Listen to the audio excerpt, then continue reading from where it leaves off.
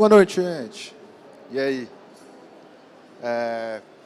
Primeiro, agradecer bastante aí a presença de vocês, grande parte aqui dos meus amigos, pessoal aqui que veio tirar uma foto aqui no, no palco aí. Se quiser depois pode vir de novo. Agradecer bastante, então, de vocês estarem aqui ouvindo um pouco do que a gente vai falar, um pouco do que a gente vai estar discutindo. Temas que estão bem relacionados com o que foram falados nas duas palestras anteriores, né? Desculpa, uma palestra anterior a duas palestras anteriores, que foi sobre os radares, satélites, esse tipo de coisa. Eu vou falar um pouco, então, sobre transformação digital e desafios com ESG e para onde a gente vai, tá? Eu digo que é um tema assim, bem importante para a gente poder estar discutindo nos dias de hoje e trazer um pouco da visão que a gente tem e tentar discutir o que pode ser para frente, né? Para onde a gente pode estar indo, que tipos de perspectivas e novas iniciativas e atividades a gente pode estar desenvolvendo, tá bom? Como a gente está em poucas pessoas, se vocês quiserem fazer qualquer pergunta aí, podem ficar à vontade. Segundo o Bruno, ele falou que eu tenho umas 3 horas, então, brincadeira, 1 hora só, e aí a gente pode fazer um bate-bola se alguém tiver alguma pergunta no meio da apresentação, tá?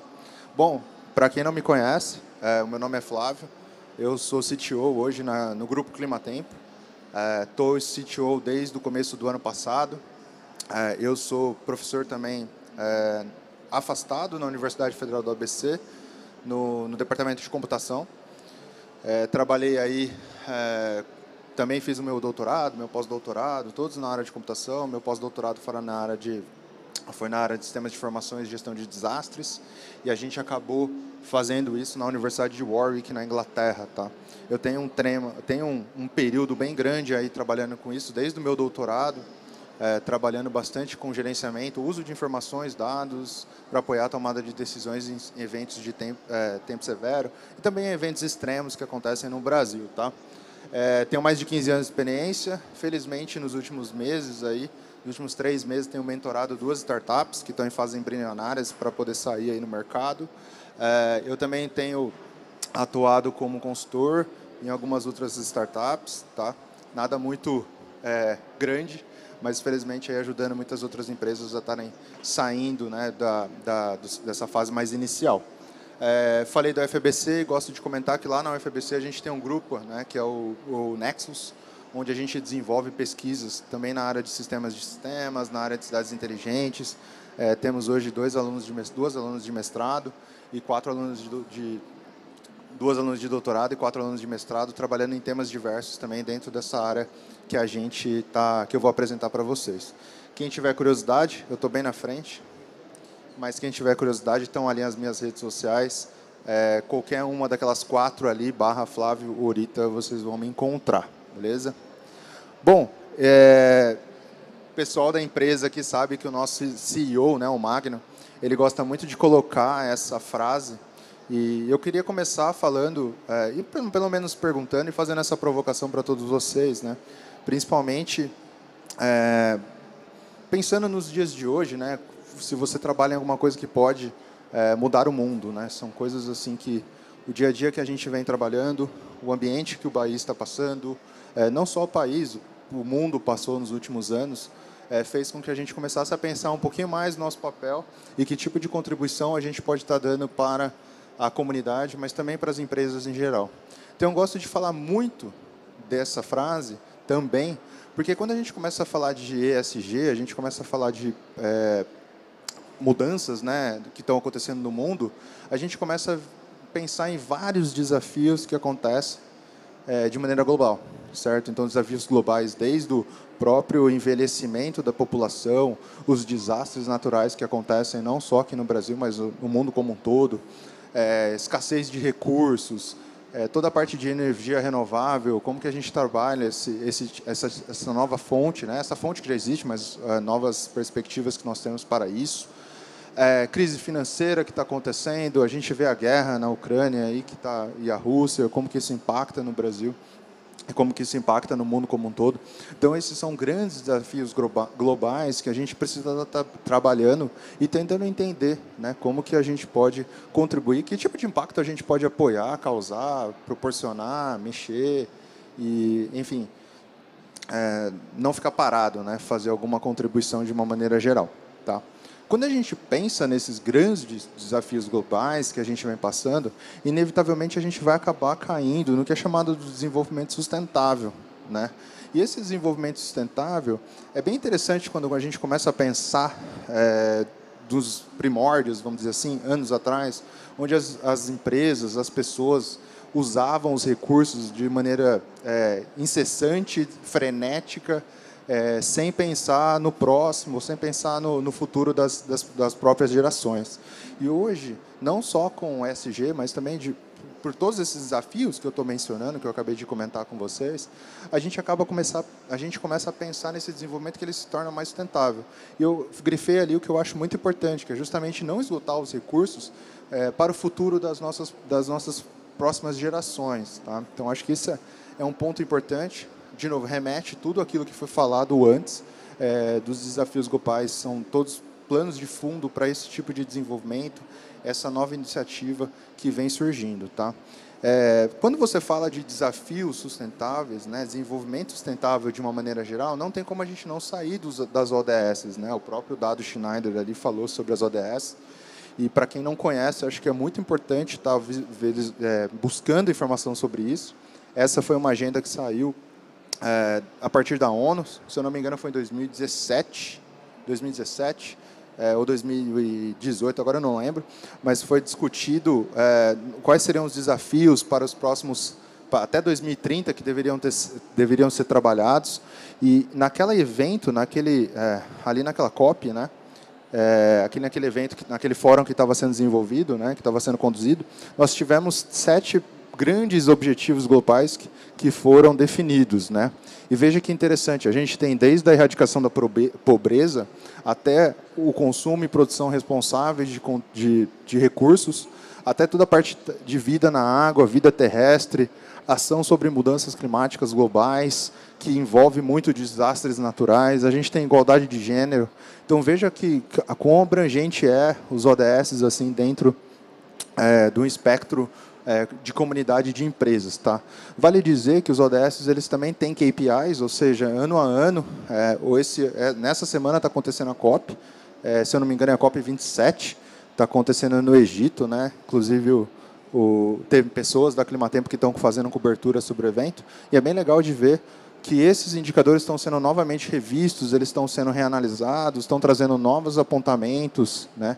E que são importantes, novamente, para a gente poder atingir melhorar o uso dos recursos, aí sempre prevendo, né, sempre pensando nas próximas gerações. Tá? Eu comentei que eles têm KPIs, mas eles também têm várias iniciativas. Então, vários desses ODS eles têm iniciativas que podem ser implementadas. Muitas dessas iniciativas elas foram assumidas, né, por governos de diferentes lugares do globo para poder que a gente consiga atingi-los. Tá?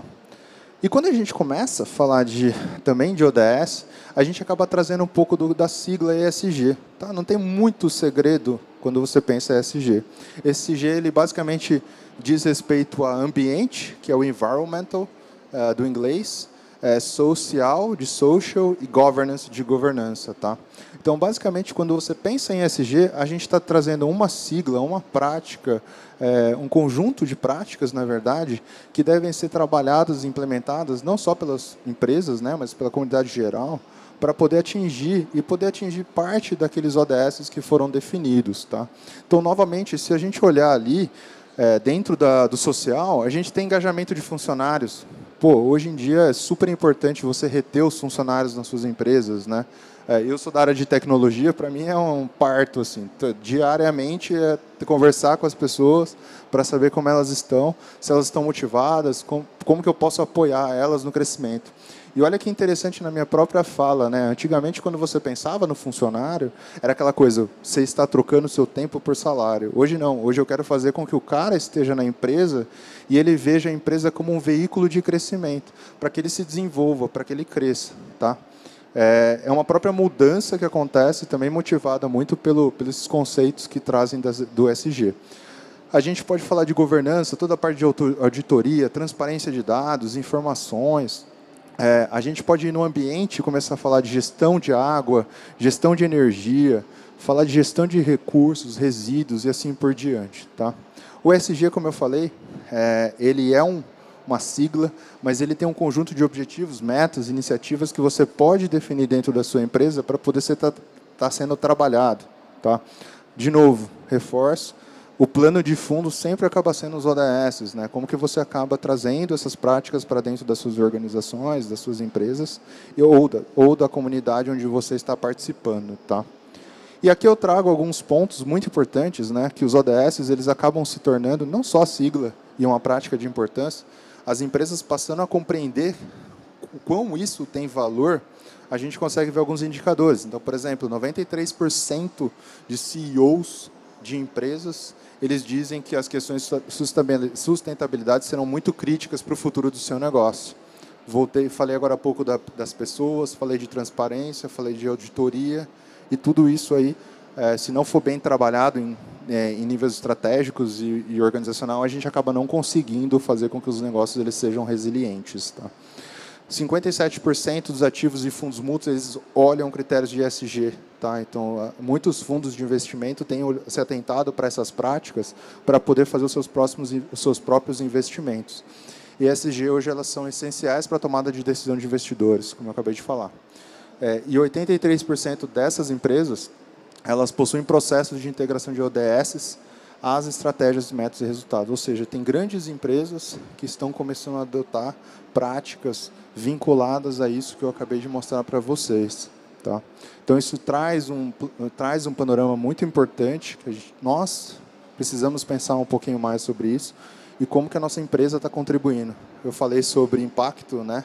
Como que se a gente trabalha em alguma coisa que pode impactar o mundo, olha que interessante, qualquer empresa de vocês que vocês trabalhem, tirando o Bruno aqui que trabalha na Campus Party, né, que causa um impacto do caralho aqui, né? Uma galera aqui trabalhando e discutindo ideias também, mas qualquer outra empresa pode pensar nisso. E como que vocês estão trabalhando, que tipo de ações vocês estão tendo para poder apoiar nesse crescimento da comunidade, das empresas, e fazer com que nós avancemos como cidadãos, vamos dizer assim. Bom, eu falei aqui, trouxe um case bem legal. Esse aqui é o case real que a gente tem dentro da empresa. Eu basicamente uso essa ferramenta, ela chama Office Vibe.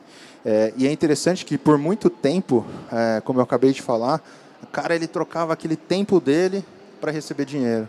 Hoje não, hoje eu começo a focar no crescimento e no desenvolvimento dos nossos colaboradores. Tá? Então isso acaba se tornando importante.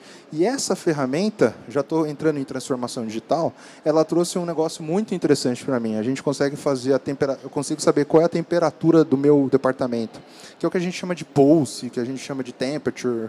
E basicamente o que eu consigo saber, ali do lado esquerdo, vocês conseguem ver, são alguns indicadores. Então, por exemplo, eu consigo saber qual é a satisfação do time, qual é a felicidade das pessoas, qual é o nível de estresse que eles estão tendo, eles estão vendo crescimento, eles estão sendo reconhecidos, eles não estão sendo reconhecidos. E tudo isso acaba me trazendo pontos importantes para que eu trabalhe, focado no crescimento e desenvolvimento dos colaboradores. Melhora a comunidade, a gente forma pessoas melhores, a gente forma cidadãos melhores.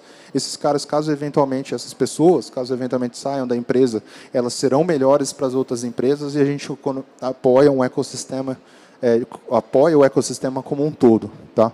Coloquei uma frase ali, vocês veem que a frase ela é até recente, ela é de 24 de outubro do mês passado, e é uma das coisas que a gente acaba vendo de reflexo dentro da própria organização, é essa gestão participativa, essa gestão humana, você apoiar o trabalho em equipe dessas pessoas. Tá? De novo, a gente começa a pensar um pouco no social, como que eles estão se desenvolvendo, como que a gente contribui com o crescimento deles. Essa é uma prática assim, que a gente vem adotando, né? Só para vocês saberem um pouco do social e do meio ambiental. Quando a gente pode pegar um outro exemplo, e aqui quando a gente fala de gestão do uso de recursos e pensar em uma nova economia de mercado, a gente pode puxar um pouco do que é chamado dos créditos carbono. Tá? Aqui eu estou entrando um pouco na ideia de como que a gente consegue economizar, reduzir o uso de recursos, né? Reduzir desmatamento, como que a gente reduz o uso de equipamentos, produtos, etc., que incentivam ou não, que acabam utilizando, desmatando mais, gerando mais carbônico para a comunidade, né, ou para a atmosfera de uma maneira geral. Como é que a gente não incentiva esse tipo de uso e começamos a ganhar grana, né? Trocar por vouchers, vamos dizer assim, né? Estou usando o sentido mais grosso. Que o crédito de carbono nada mais do que é isso. As empresas que elas emitem muito gás carbônico, elas precisam comprar créditos de empresas que emitem menos. E, consequentemente, você cria uma nova economia de mercado aí por trás dos panos. Tá? Existem hoje empresas que o que elas fazem? Elas acabam pegando imagens de satélite, elas analisam como está o desmatamento de uma determinada área de uma floresta, da floresta amazônica, por exemplo. E veja que interessante, o Brasil ele é um grande banco, né, de créditos de carbono por conta da nossa Amazônia, certo? Então, imagina a quantidade de crédito que a gente pode gerar. Algumas empresas pegam imagem de satélite, elas tiram foto continuamente, né, da situação da floresta e conseguem garantir que em determinados locais, esses não houve o desmatamento. E aí eles ganham crédito pelo desmatamento que não aconteceu. Ou seja, a gente teve a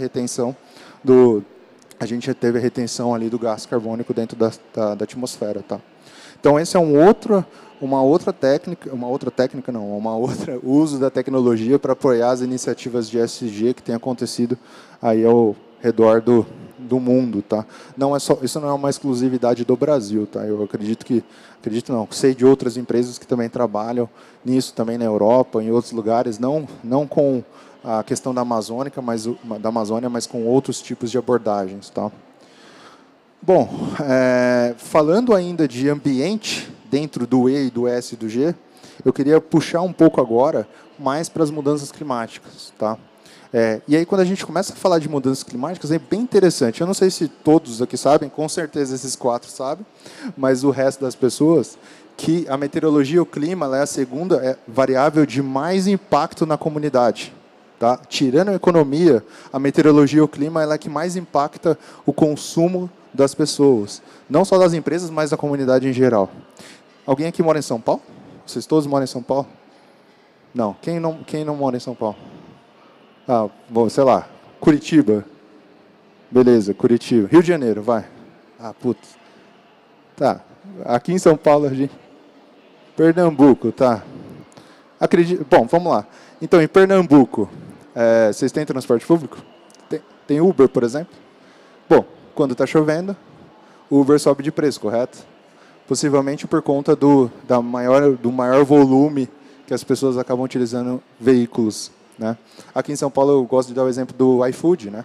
Porque geralmente quando está chovendo as pessoas não querem sair de casa, consequentemente elas compram mais e aí consequentemente o uso assim do iFood ele é intensificado. 2 vezes que a variável climática ela foi utilizada. A gente acaba nem percebendo isso. É uma coisa tão implícita no dia a dia das pessoas que a gente nem se toca, né? E dentro desse contexto como um todo, né, a gente consegue ver que, por exemplo, o aumento da temperatura no verão de 2019 aumentou o consumo em frutas de 4%. Então, se aumentou a temperatura, a gente aumenta o consumo de frutas. Se aumenta a temperatura, a gente aumenta o consumo de viagens, seja para o frio ou seja para o calor, tá? Em 5% de acordo com o mesmo estudo. E o que eu quero mostrar para vocês aqui do lado esquerdo é que a temperatura global da Terra ela tem subido, né? Consequentemente, isso vai fazer parte do dia a dia das empresas, das pessoas, entenderem como que esse aumento de temperatura ela influencia nas nossas vidas de uma maneira geral. Tem um outro fator aqui que é importante ressaltar, que é o seguinte: vocês veem que aquela linha, né, aquele colorido verde ali, ele é basicamente que se a gente considerar só a variável natural na equação, a temperatura ela não aumentaria tanto, ela se manteria ali num platô próximo de zero, né? Lógico que tem os seus outliers ali, mas ela manteria num platô. Quando a gente coloca a variável humana, Pernambuco, São Paulo, etc., a gente começa a ver um aumento muito gradativo da temperatura, né?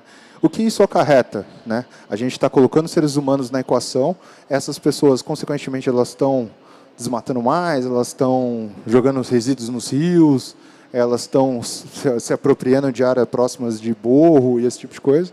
O que acontece é que a gente começa a ter mais desastres, mais eventos extremos e mais situações. Por exemplo, em São Paulo a gente tem alagamento todo final de ano, né? Assim, não é todo, mas assim, a gente tem é sabido que potencialmente teremos alguma coisa nesse sentido no final do ano aqui em São Paulo. E é aqui que entra a Climatempo. Então, para quem não conhece, a Climatempo é a maior empresa de meteorologia da América Latina. Tá? Ela foi fundada já há 35 anos. Tá? Hoje ela está completando 35 anos. E, felizmente, aí a gente tem apoiado grande parte dessas iniciativas que eu acabei de colocar para vocês. Tá? Eu queria, dentro desses esforços que a gente faz dentro da empresa, eu queria trazer 3 cases que eu acho bem legal, que vão estar bem vinculados com o que a gente está comentando aqui agora. O primeiro deles é um case relacionado à falta de energia. Aqui em São Paulo, por conta de rajada de ventos, né, e também chuvas intensas, o que acontece é que muitas vezes as árvores caem por conta de uma rajada de vento e ela quebra linhas de transmissão de energia, certo? E dentro desse trabalho, o que a gente acabou fazendo foi tentar identificar em locais, não só em São Paulo, mas em outras regiões do país também, locais onde tem mais intensidade de queda de árvore e, consequentemente, uma ocorrência de interrupção de energia, certo? Nesse caso, tem 2 variáveis, 2 ações que de cara já vêm, que são interessantes. A primeira delas é a agência que fornece energia, ela vai otimizar o uso de recursos. Ela vai posicionar as pessoas em locais próximos, ou que já são sabidos da possibilidade de um desligamento, e vão fazer com que as pessoas desses lugares sofram menos com a falta de energia, correto? Porque se você tem uma equipe que vai fazer o restabelecimento, ela já automaticamente, por estar mais próximo, ela consegue restabelecer mais rápido aquela energia. Mas, por outro lado, quando a gente coloca a mudança climática na equação, a gente consegue ver para frente. Né? Então, como que vai ser o consumo de energia de uma determinada região, mesmo com a falta de energia? Né? Quando acontece a falta de energia, como que isso vai ser influenciado no avanço, e, consequentemente, das mudanças que vão ter naquela região? Tá? Então, são 2 coisas bem legais. Para isso, a gente usou dados de clima, a gente usou dados de rajada de vento, chuva, e jogamos em uma rede neural. E essa rede neural ela foi treinada com dados históricos dos últimos 30 anos, e com base nisso a gente consegue metrificar e medir um pouco das ocorrências e em que lugares podem estar acontecendo. Tá? Vale dizer que recebeu um título, um prêmio em 2019, esse projeto. Beleza? Para isso, a gente usa dados satélite. Aqui está uma foto de um satélite. Não sei se alguém já teve a curiosidade de ver. Muitos olham nas mídias em geral, né, e conseguem ver aquelas coisas mais bonitinhas. Aqui está uma imagem de satélite mais ao natural, vamos colocar assim. E na Climatempo a gente gera, né, mais de 73 gigabytes por dia, sendo que todas aquelas variáveis ali são variáveis de interesse. Né, precipitação, que é chuva, foco de queimadas, temperatura no topo de nuvem, índice de vegetação e nevoeiro. Tá? Então, todas essas informações aí são geradas e elas são utilizadas para apoiar a tomada de decisão, como eu mostrei ali para vocês dentro do ETS. Aqui é uma outra variável que é muito utilizada. Essa variável são as descargas elétricas, né, comumente chamada de raios. E aí, basicamente, ali a gente consegue ver o deslocamento de um sistema. Tá? O que é interessante ver é que o deslocamento do sistema meteorológico está muito vinculado com a intensidade de raios. E com base nessa informação, a gente consegue saber para onde que ele está se deslocando, também usando a inteligência artificial, mas usando algoritmos de otimização, visão computacional. Tá? Sexta-feira, a gente teve 1,2 milhões de raios por minuto, tá? Aconteceu em São Paulo. Os meninos que estão aqui sofreram pra caramba, porque o servidor não aguentou muito e a gente teve que fazer algumas ações lá. Mas foi bem pesado. E essa é uma ideia, só para vocês terem uma ideia do volume de raios que a gente acaba coletando e registrando por dia. Tá? Um outro case que eu gosto de trazer muito é com relação ao monitoramento de tempo severo.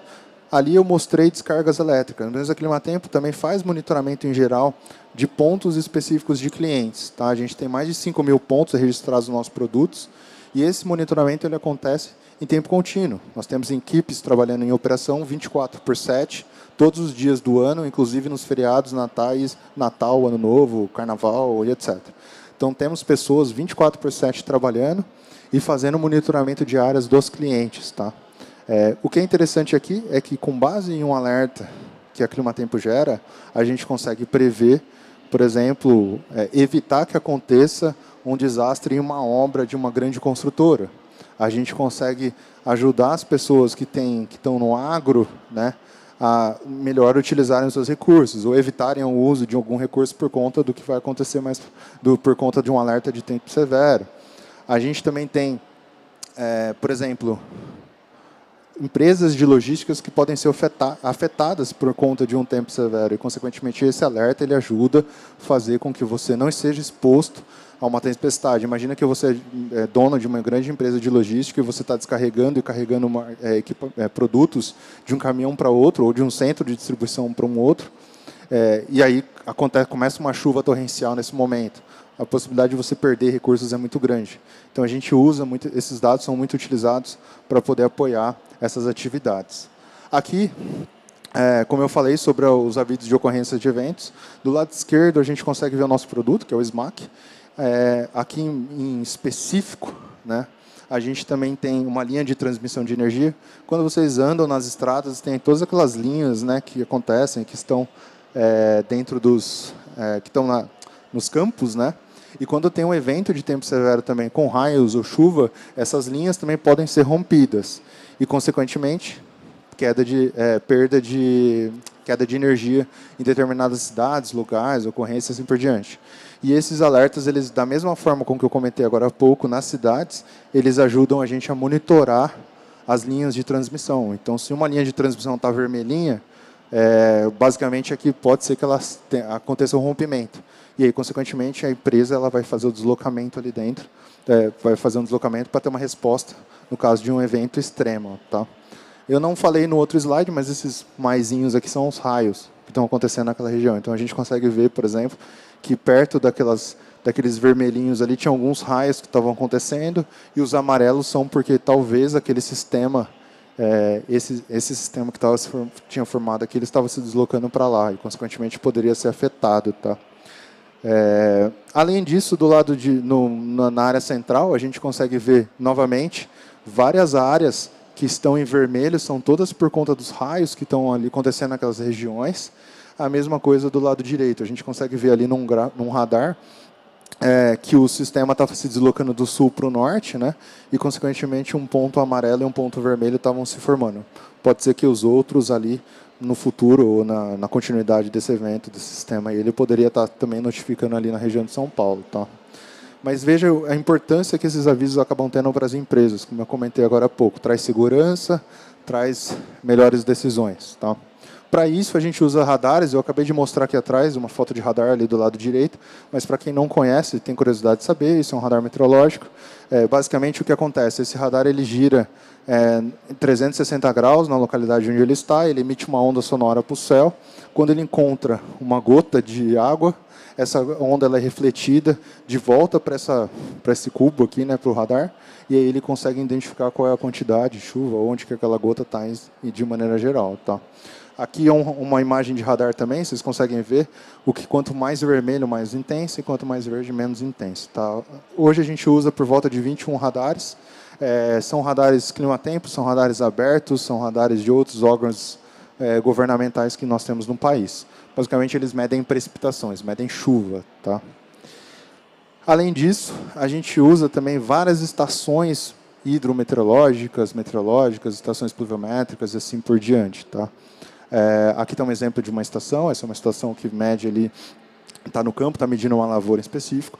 Hoje a gente tem mais de 9.000 estações, isso dá 231 mil dados por dia e 7 milhões de registros de valores de chuva ou de outras variáveis que nós temos por mês. Ou seja, um volume muito grande de dados que a gente acaba coletando e acaba armazenando e utilizando também para montar os gráficos que eu mostrei para vocês ali atrás. Tá bom? Por último, esse foi o segundo case. Esse é o case que eu mais gosto, porque eu participei dele desde o começo. Né?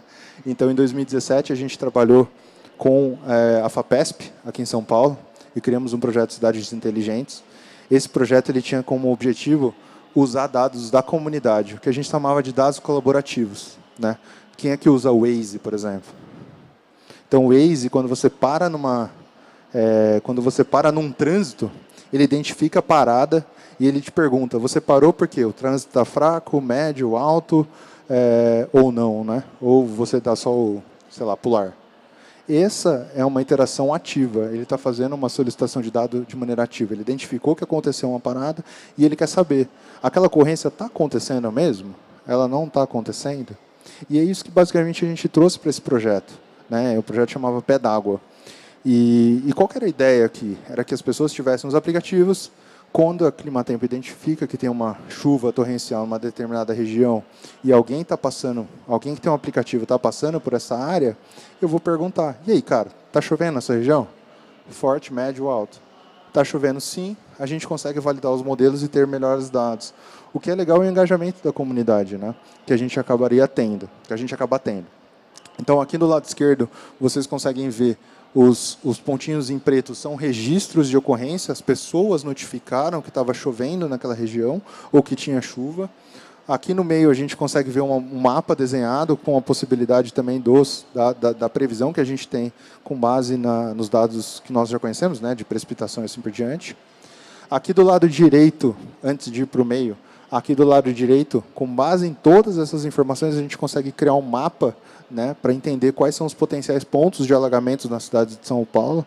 E, de novo, usando aí uma escala de cores, onde amarelo é o moderado, o vermelho é o alto, né, e o roxo acaba sendo mais brando. Então, em regiões mais brandas, a gente acaba tendo menos intensidade, possibilidade de ter um alagamento. E o Central foi um dos primeiros projetos que a gente fez, inclusive eu publiquei ele está publicado num evento internacional. Ele mostra, basicamente, os pontos as ocorrências, né, as pessoas que postaram notícias, são esses pequenos pontinhos aqui no meio, né? E com base nesses pontinhos, a gente criou clusters de 3x3. Então, se tinham 3 pessoas num raio de 100 metros notificando que tinha um alagamento ou que tinha uma chuva, existe grande possibilidade dessa chuva estar acontecendo. Tá? E a gente confrontou no mapa de calor com dados históricos de ocorrências oficiais da cidade de São Paulo. E a ideia é identificar, se está certo a ocorrência que a gente está fazendo com o que já foi registrado oficialmente. O resultado disso foram esses 2 mapas que eu mostrei no começo. Tá? Aqui é o aplicativo, quem tiver curiosidade de baixar um dia ele é o Chama Pé d'Água. A gente está com mais de 2.000 downloads aí nas Play Stores, está no MVP2, a ideia é que a gente continue avançando ele, e os dados aí, de maneira geral, eles têm crescido. O grande desafio aqui é engajar mesmo a comunidade a colocar os dados ali dentro. Tá? Um dos resultados também que a gente teve com base nessa experimentação foi basicamente esses 3 mapas aqui embaixo. Eles são os mapas que a gente chama Radar São Paulo, isso está no site do climatempo.com.br. Dentro do site a gente tem esse mapa, na verdade, e como vocês podem ver aqui, a gente consegue, com base em dados da comunidade em geral, marcar pontos onde pode estar acontecendo ou ocorrência de chuva ou alagamento na cidade. O que é mais interessante é que eles batem bastante com os radares meteorológicos, né? Então, onde tem uma grande concentração de chuva, ali, principalmente na região central de São Paulo, é onde basicamente a gente conseguiu identificar também a possibilidade de ocorrência de alagamento e chuva. Tá? Então, tem uma correlação bem forte aí entre essas 2 informações. Bom, ditos cases, falamos sobre ESG, falamos sobre mudanças climáticas. Eu queria trazer aqui, tentei fazer um trabalho de futurista aqui e pensar no que poderia ser os próximos passos que temos com transformação digital e também com o ESG. E eu pensei em dois futuros aqui que são importantes. O primeiro deles é as tecnologias continuarem sendo o enabler, né, facilitar a adoção dos ODS e também dessa liderança sustentável. Eu acredito fortemente que, quando as pessoas entenderem o potencial mesmo que a tecnologia tem para levantar indicadores, para que você estude o seu ambiente organizacional, que você estude o que está acontecendo dentro da sua empresa, inevitavelmente a gente vai ter a tecnologia sendo um enabler para isso. Tá? É lógico que o ODS, a liderança sustentável, ela é muito importante, né? O desenvolvimento sustentável das empresas, das organizações, das comunidades, ela é muito importante e a tecnologia com certeza vai estar ali dentro, tá? Vai estar apoiando de uma maneira geral. E por fim, né, o segundo futuro que eu acredito, eu gosto muito dessa ideia de ecossistema. Tá? Eu acho que a gente, por muito tempo, gosto muito de uma frase do Thiago Matos, eu não sei se alguém conhece, que ele é um futurista, ele é o dono da Aerolito, e ele falava muito sobre empresas estarem apartadas. A empresa ela era muito mais importante do que a pessoa que trabalhava para ela. De uns anos para frente, esse balanço começou a se equiparar, né?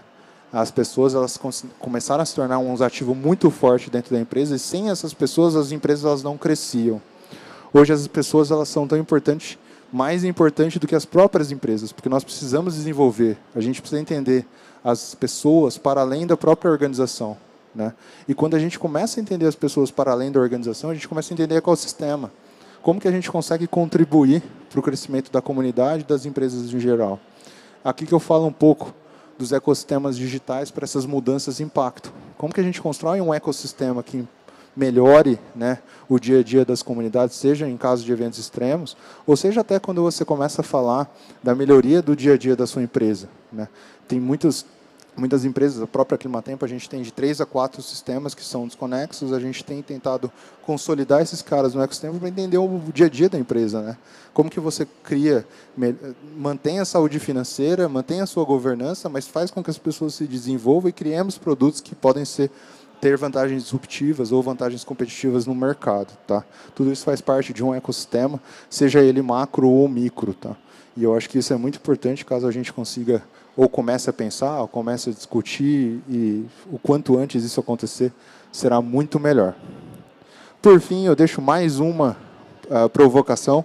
Está um pouco difícil de ver ali, mas fazendo um adendo, né? Somando ao você trabalha em alguma coisa que pode impactar ou pode mudar o mundo, né? Eu fico pensando como que a gente pode gerar mais impacto com o tempo que a gente tem. Então, o que você está fazendo está gerando algum impacto para alguém? Seja para o seu colaborador do seu lado, seja para quem está te ajudando, seus liderados, seu líder. Você está contribuindo para o crescimento de alguma pessoa? Você está contribuindo para o crescimento da sua empresa? E eu acho que isso é muito importante. Quando a gente começa a falar de ODS e começa a falar da tecnologia em si, pelo menos para mim, isso vem muito à tona, tá? E lembrei de uma outra fase do Stephen Hawking, também difícil, está bem difícil de ver, mas o que ele fala é que talvez a gente deva parar de verificar se a AI ela é muito boa. Olha que forte a frase.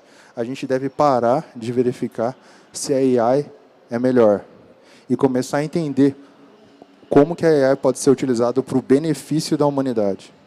Olha que forte isso. Para quem é de computação sabe que assim, modelos de AI eles são vêm surgindo de uma maneira frenética. Mas eu sempre defendi que se esses modelos eles surgem sem ter um impacto direto para a organização ou para a comunidade em geral, dificilmente eles vão ter um grande valor para nós, vamos dizer assim. E eu acho isso muito forte, me remete muito ao impacto que você está causando, ao impacto que a gente está trazendo. Tá? Deixo, por fim, aqui, novamente, os meus contatos. Quem tiver vontade de me adicionar, fica à vontade, me chama no LinkedIn. Não vou responder na hora que você mandar mensagem, mas certamente uma hora eu vou responder quando eu tiver tempo. Beleza, gente? Muito obrigado e fico à disposição para qualquer pergunta, dúvida que vocês tiverem. Valeu! E agradeço mais uma vez, né? Que vocês estão aqui ouvindo o Flávio e não estão ouvindo o Orkut que está ali do lado.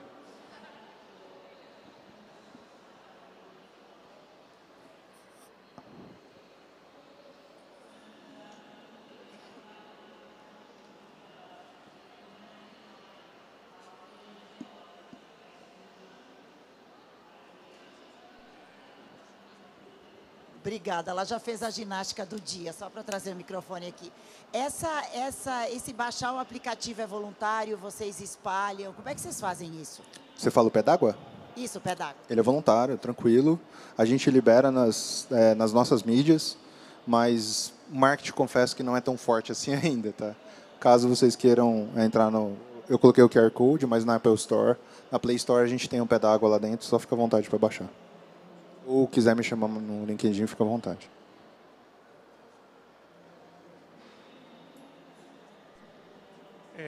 Agradeço a apresentação. Eu queria saber como é que você consegue fazer um planejamento de ESG na empresa. Que tipo de conteúdo você consegue pesquisar para saber quais são os tópicos de pesquisa? Eu vejo desenvolvimento sustentável, no caso, redução de gases de efeito de estufa, uso de recursos naturais, aí garantir o foco no crescimento e desenvolvimento dos colaboradores. Mas que outros tópicos e como eu implemento isso na minha empresa? Como é que eu pesquiso esse tipo de coisa? Cara, muito boa pergunta. Não é uma coisa simples, tá? como você pode imaginar. Em geral, começa assim com um comitê. Esse comitê ele vai analisar que tipo de iniciativa você quer estar trabalhando, que tipo de informação ou melhoria você está querendo fazer na sua empresa. Caso a sua empresa ela não tenha essa pegada, aconselharia fortemente uma consultoria, porque isso pode fazer com que reduza o tempo de implementação dessas iniciativas. E, por fim, eu diria muito para você ter paciência. Tá? É uma mudança de cultura. E mudar a cultura organizacional não é uma coisa muito fácil. Tem que ser trabalhado diariamente, nas pequenas iniciativas, nas pequenas conversas. E é paciência, cara. Assim, não tem como. Confesso que na empresa mesmo a gente tem tentado colocar muito isso. Algumas coisas avançam, outras não avançam. A cultura barra algumas horas. Mas, sim, eu acho que tem que tentar e continuar colocando isso aí dentro do seu dia a dia. Talvez uma última dica, um último comentário, seja a priorização. Né? O que é mais importante para vocês, o que você consegue trabalhar de fato. Brinco isso muito com meus alunos de mestrado. Não adianta nada você querer fazer transformação digital se você trabalhar numa empresa que não tem tecnologia. Né? Então, acho que